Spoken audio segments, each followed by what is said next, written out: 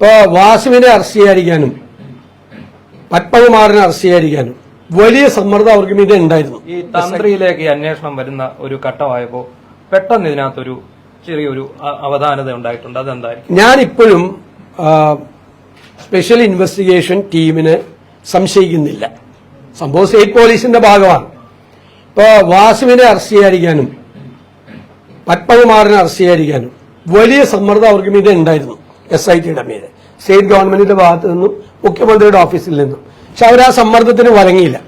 കാരണം ഇത് കോടതി ഗവൺമെന്റിൽ വിശ്വാസമില്ലാത്തതുകൊണ്ട് കോടതി ഗവൺമെന്റിനോട് പറയുകയല്ല ചെയ്തത് ഒരു SIT ഉണ്ടാക്കാൻ. കോടതി തന്നെ നേരിട്ട് ഉദ്യോഗസ്ഥന്മാരെ സെലക്ട് ചെയ്ത് അവർ വെച്ചിരിക്കുകയാണ്.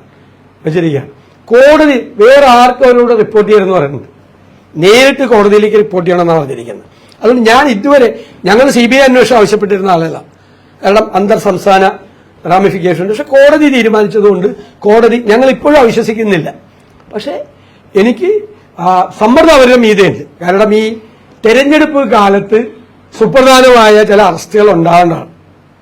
തന്ത്രിയെക്കുറിച്ച് മാത്രമല്ലല്ലോ അവർ മൊഴി കൊടുത്തിരിക്കുന്നത്, വേറെ അതിനേക്കാൾ പ്രധാനപ്പെട്ട ആളുകളെ കുറിച്ച് മൊഴി തന്ത്രിക്ക് അറിയാമായിരുന്നു എന്നാണ് പറഞ്ഞത്. തന്ത്രി അതോറിറ്റി അല്ല.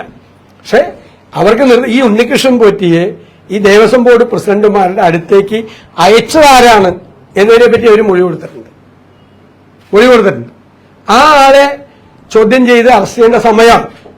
പക്ഷെ ഒരുപക്ഷെ തെരഞ്ഞെടുപ്പായതുകൊണ്ട് SITയുടെ മീതെ പോലീസ് ഉദ്യോഗസ്ഥരെല്ലാവരും മീതെ തെരഞ്ഞെടുപ്പ് കഴിയുന്നത് വരെ അതൊന്നും നീട്ടിവെക്കണം എന്ന് അഭ്യർത്ഥിച്ച് കാണും എന്നാണ് ഞാൻ കരുതുന്നത്. എനിക്ക് കിട്ടിയ അറിവാണ്. ഇല്ലെങ്കിൽ ഒരു വലിയ അറസ്റ്റ് ഈ സമയത്ത് ഉണ്ടായേനെ തെരഞ്ഞെടുപ്പ് രംഗത്ത്. അപ്പൊ അല്ല, അത് വരട്ടെ നിങ്ങൾക്കറിയാലോ. സൂചനയില്ല. അല്ല, നിങ്ങൾക്കറിയാലോ, ഞാൻ സൂചിപ്പിക്കേണ്ട ആവശ്യമില്ല. ഞങ്ങൾ ഉദ്ദേശിക്കുന്ന ആളല്ലെങ്കിലും അതൊക്കെ തന്നെ നിങ്ങൾ ഞാനും കുറെ ആളെയോട് ഉദ്ദേശിക്കുന്നത്. നമ്മൾ ഇവരെന്താ ആദ്യം പറഞ്ഞത്, ഏതോ ഒരു ഉണ്ണികൃഷ്ണൻ പോറ്റിയാണ് ഇതിന്റെ എല്ലാ ഉത്തരവാദി എന്നല്ല പറഞ്ഞത്. അന്ന് ഞങ്ങളെന്താ പറഞ്ഞത്, ഏതോ ഒരു ഉണ്ണികൃഷ്ണൻ പോറ്റി മാത്രമല്ല, അല്ലെ, CPMന്റെ അറിയപ്പെടുന്ന നേതാക്കളുണ്ട്. ഇനി ഞങ്ങൾ നമ്പർ 1. നമ്പർ 2, ഇത് 30 ദിവസവും 1 മാസവും 9 ദിവസവും എടുത്തു എവിടെ എത്താൻ? ചെന്നൈ. ഞങ്ങളൊരു സംശയം പ്രകടിപ്പിച്ചു, വ്യാജ മോൾഡ് ഉണ്ടാക്കാൻ വേണ്ടിയിട്ടാണ് ഇത്രയും ദിവസം വൈകിച്ചതെന്ന് സംശയം പ്രകടിപ്പിച്ചു.